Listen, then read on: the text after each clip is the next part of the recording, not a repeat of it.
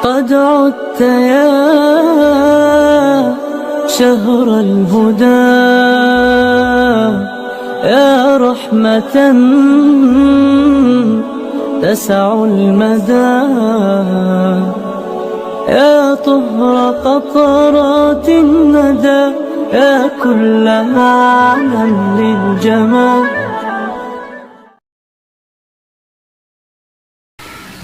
بسم اللہ الرحمن الرحیم۔ رمضان المبارک میں تراویح کی بڑی ہی فضیلت ہے۔ حضور اقدس صلی اللہ علیہ وسلم نے اس کو سنت قرار دیا ہے۔ اس لیے حضرات فقہا فرماتے ہیں کہ ہر عاقل بالغ مرد اور عورت کے ذمے تراویح سنت مؤکدہ ہے۔ اس سے معلوم ہوا کہ جس طرح مردوں کے لیے تراویح پڑھنے کا اہتمام ضروری ہے، اسی طرح خواتین کے لیے بھی تراویح کا اہتمام ضروری ہے۔ بعض خواتین تراویح کو اہمیت نہیں دیتی، بلکہ اس کو چھوڑنے کے لیے معمولی بہانوں کا بھی سہارا لے لیتی ہے۔ ان کا یہ طرز عمل اور یہ طریقہ ہرگز درست نہیں ہے۔ تراویح چونکہ سنت مؤکدہ ہے، اس لیے بلا عذر بغیر کسی عذر کے تراویح چھوڑتے رہنا گناہ ہے۔ پہلے رمضان المبارک کی رات سے تراویح کا وقت شروع ہو جاتا ہے اور رمضان کے آخر تک رہتا ہے، یعنی رمضان کی ہر رات تراویح پڑھنا سنت مؤکدہ ہے۔ تراویح کا وقت عشاء کی فرض نماز کے بعد سے شروع ہوتا ہے اور فجر تک رہتا ہے۔ فجر کا وقت داخل ہوتے ہی تراویح کی نماز کا وقت ختم ہو جاتا ہے۔ اس لیے اگر کسی شخص نے فجر سے پہلے تراویح نہیں پڑھی تو فجر کے بعد اس کی قضا نہیں، البتہ بغیر کسی عذر کے تراویح چھوڑنے پر استغفار اور اللہ سے معافی مانگنا چاہیے۔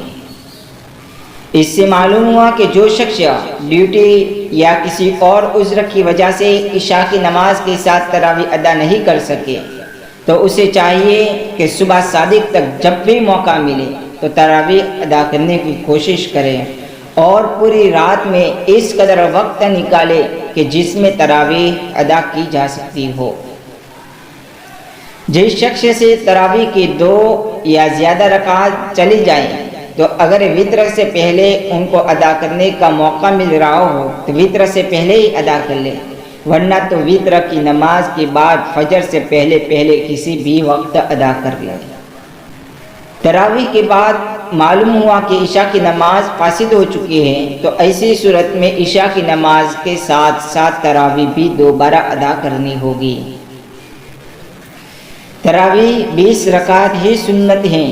حضور صلی اللہ علیہ وسلم نے 20 رکعات تراویح ادا فرمائی ہیں، جیسا کہ مصنف ابن ابی شیبہ میں یہ حدیث موجود ہیں کہ حدثنا یزید بن ہارون قال اخبرنا ابراہیم بن عثمان عن الحکم عن مقسم عن ابن عباس رضی اللہ عنہما ان رسول اللہ صلی اللہ علیہ وسلم کان یصلی فی رمضان 20 رکعتا والوتر۔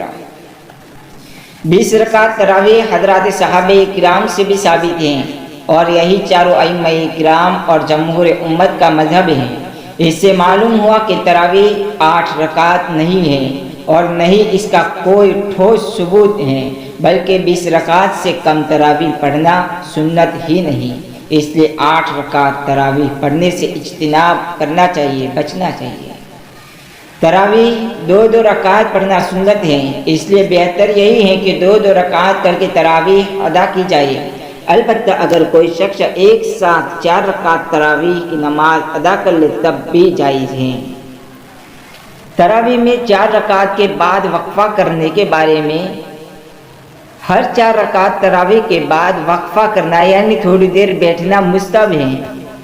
یہ بیٹھنا اتنی مقدار وقفہ کیا جائے جتنی دیر میں یہ 4 رکعت ادا کی ہو، یعنی بہتر یہ ہے کہ 4 رکعت ادا کرنے میں جتنا وقت لگتا ہے اس وقت کے برابر جو ہے دوسری 4 رکعت پڑھنے سے پہلے 8 رکعت کے بیچ میں بیٹھا جائے، یعنی 4 رکعت پڑھنے کے وقت کے برابر بیٹھا جائے۔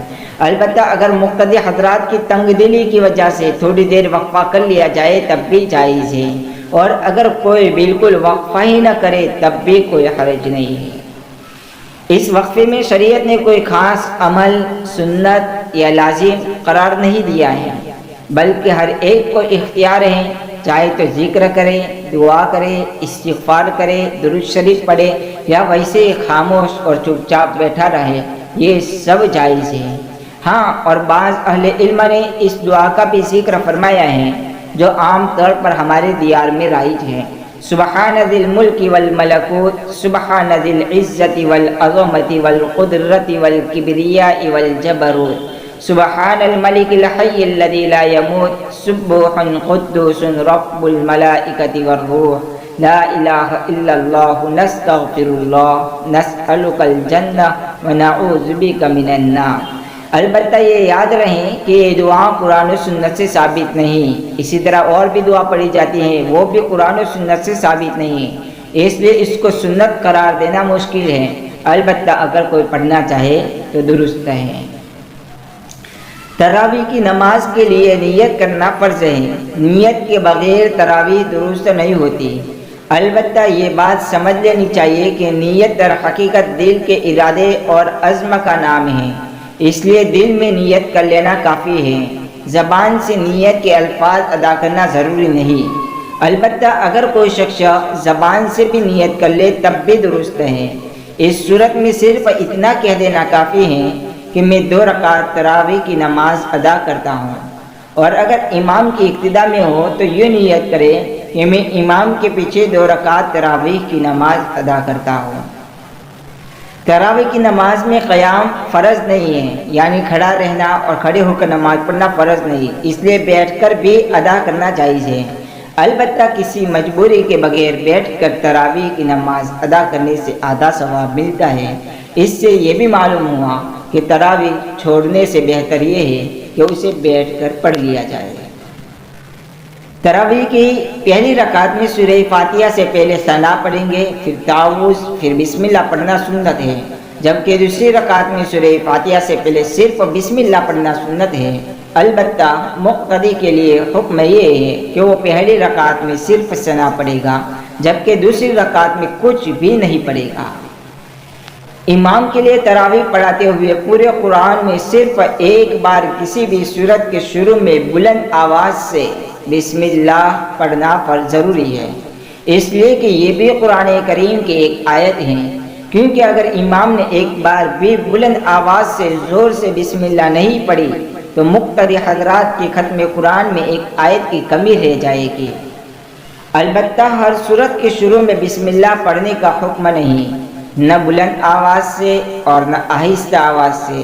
البتہ اگر کوئی پڑھنا چاہے تو وہ آواز سے نہ پڑھے بلکہ آہستہ پڑھ لیا کرے۔ باجماعت تراویح میں امام کے لیے جہرن یعنی بلند آواز قرات کرنا واجب ہے۔ سورۃ الفاتحہ کے بعد سورت ملانا واجب ہے، جس کی کم از کم مقدار 3 چھوٹی آیات یا اتنی ہی مقدار میں 1 یا 2 آیات ہیں۔ اہل علم نے 3 چھوٹی آیات کی مقدار 30 حروف بیان فرمائی ہے، اس سے کم تلاوت کرنے سے واجب ادا نہیں ہوتا، اس لیے چاہے 1 آیت پڑھی جائے یا 2، ان کی مقدار 30 حروف کے برابر ہونا ضروری ہے۔